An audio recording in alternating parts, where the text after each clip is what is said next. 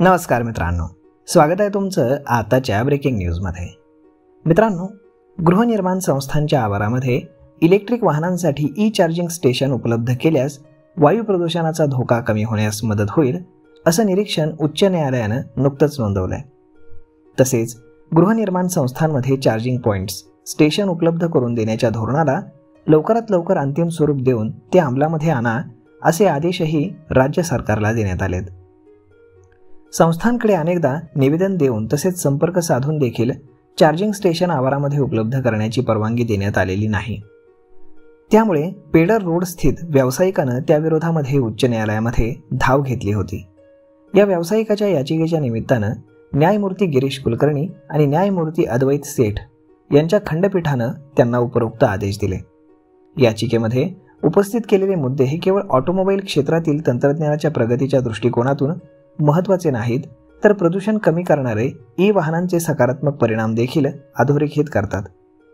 सद्यस्थितीला या संस्थांमध्ये इलेक्ट्रिक वाहनांसाठी चार्जिंग स्टेशन उपलब्ध करण्याची आवश्यकता असून त्यामुळे हवा प्रदूषणाचा धोका कमी होण्यास मदत होईल, असेही खंडपीठानं नमूद केलेलं आहे.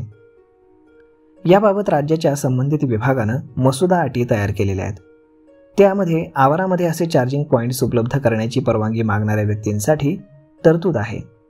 ई वाहनांसाठी गृहनिर्माण संस्थांमध्ये अशा चार्जिंग स्टेशन उपलब्ध करण्याच्या आधुनिक दैनंदिन गरजांची महापालिकेसह संबंधित विभागांचे अधिकारीही जागरूक आहेत. चार्जिंग पॉइंट्सची मागणी वाढत असून भविष्यामध्ये ती आणखी वाढणार आहे, असं न्यायालयानं या आदेशामध्ये म्हटलंय. न्यायालय धोरणात्मक निर्णयांमध्ये हस्तक्षेप करू शकत नाही.